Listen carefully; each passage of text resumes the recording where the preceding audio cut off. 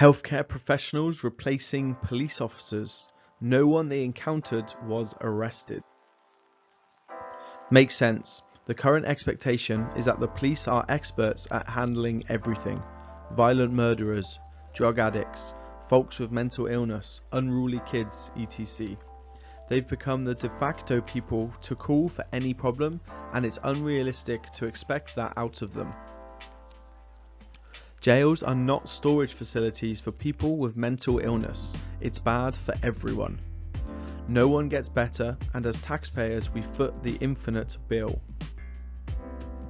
What should, to catch your eye, mind, hers is that 35% of calls to STAR personnel came from police officers. Most cops know their limits in dealing with certain types of situations: loud noise, simple trespass, intoxicated/drugged person, and know when they respond to these situations someone may go to jail per the law without the cop's agreement. They don't always have a choice.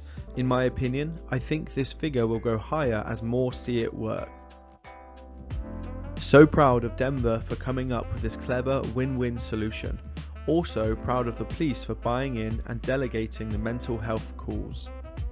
There's plenty of need for uninformed officers in any major city, and mental health just isn't their area of expertise, and I think there's too much inconsistency in outcome. It comes down to how the officer feels like handling it that day and how the panicked individual responds to the particular officer. This is what I try and explain defund the police means. I am former law enforcement. I had no idea what I was doing with a person that was suffering from mental illness. My presence usually made them combative. This is a great solution. In New South Wales, Australia, they send me a mental health nurse out with the police for any calls regarding mental health. It's amazing what difference that has made to the interactions. When all you have is a hammer, every problem is a nail. They should have sent this team to the 9-year-old that got maced recently. That was absolutely atrocious. She needed somebody to calm her down, and she needed to talk with somebody.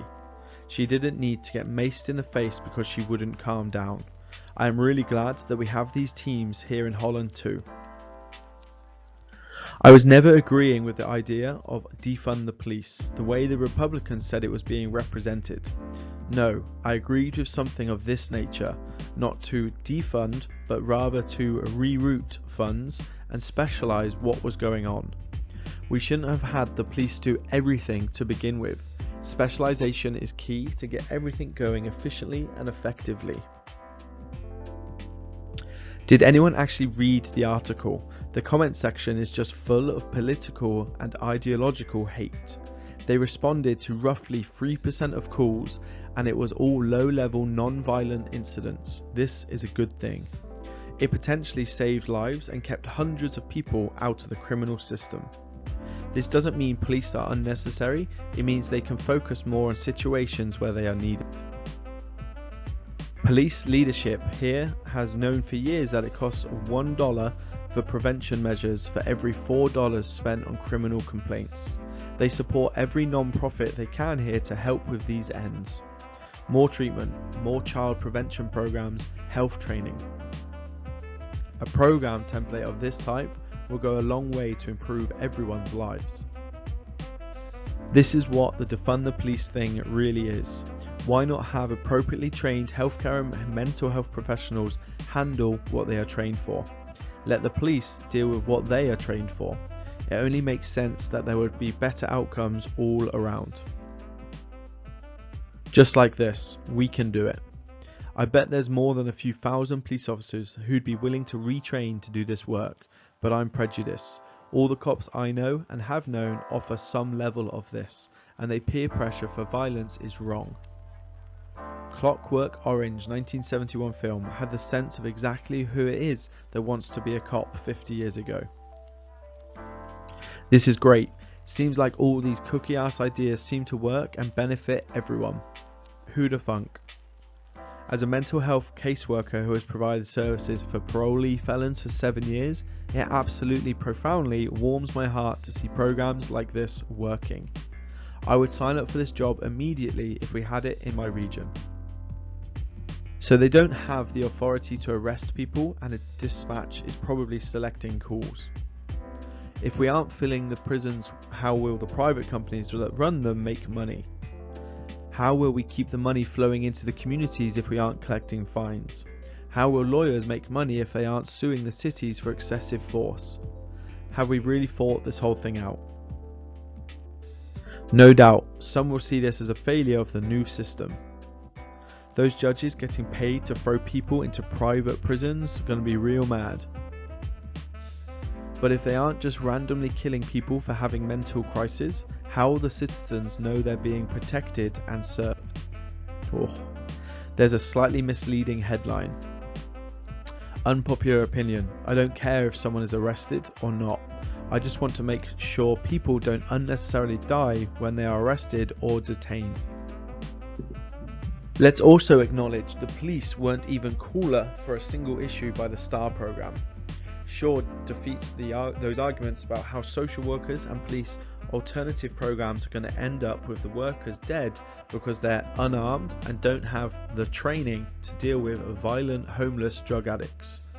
Glad to see the program has been successful. No, the healthcare professionals have all been stabbed and beaten, right?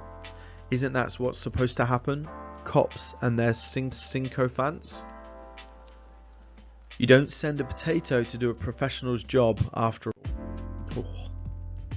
No one really needs any more evidence that this alternative to traditional policing works. While I think this is awesome progress on a much needed program, I don't think this statement is correct. More data needs to be collected by increasing the reach of the STAR program in order to really tighten up what kind of call qualifies for a STAR representative. I would hate for the lady who was having mental health issues at 7-Eleven to turn out to also have a gun or a knife. I am interested to see how they handle a seemingly safe situation that turns violent. Then again, the article did say that most of the calls to STAR was by the DPD. If I'm or anybody are going through a mental breakdown, I would want trained professionals in that area to show up. If a pilot decides not to fly a plane and the airlines need someone in a hurry, I would want them to get another pilot and not the deli butcher inside the waiting area. I would hope cops would be happy about this. They don't have to deal with mental health calls. Why aren't the police officers being held accountable for their behaviour?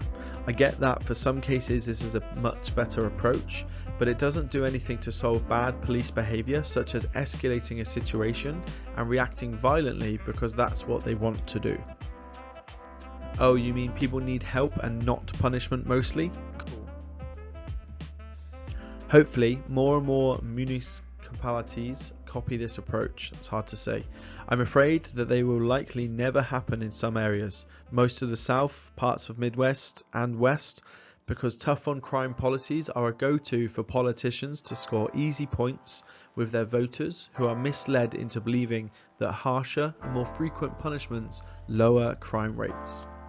Treatment of substance abuse and mental illness should get the most resources. Law enforcement should only be tasked with dealing with violent crimes. I recall police union representatives saying this was impossible, that health professionals cannot be sent out for a host of lame excuses. What do you know? The police union lied. How surprising.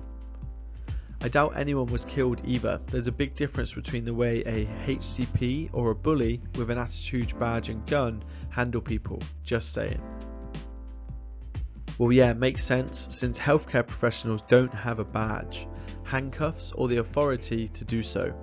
That's like saying since replacing NBA players with healthcare professionals, no one has dunked on anyone. Search by controversial and you will find all the people who didn't read the article. Reddit really needs to implement a feature not allowing you to comment without clicking the link. People who don't understand language and how words work have no idea how frustrating it is when someone works to create sentences that mean exactly what they say, that are both precise and concise, only to have the meaning completely misunderstood and commented on by people who refuse to read the associated article. Please note that the headline says no one was arrested. It doesn't say they arrested no one. In the article it spells it out. They didn't require officers to come help and by arresting anyone. That's what the headline means. I'll never forget being involuntarily admitted to the psych ward for suicidal ideation. The cops picked me up from my college's mental health office. For some reason they felt it appropriate to handcuff me and place me in a cell. What a broken system. This can't be. I was repeatedly told if you replace even one single police officer with a trained medical professional that the liberal mob would come steal my car, set my house on fire and kill my dog. Of course no one was arrested. They don't have that authority. So having a read, they only responded to low-level incidents between 10 AM and 6 PM. They attended 750 jobs, which makes up 3% of the total jobs for that time period, 10 till 6, for the area, and looking at the list, none of the jobs would require the need to arrest anyone in any case. So let's be real, they were tasked to jobs that coppers would normally attend and were already very unlikely to arrest anyone anyway.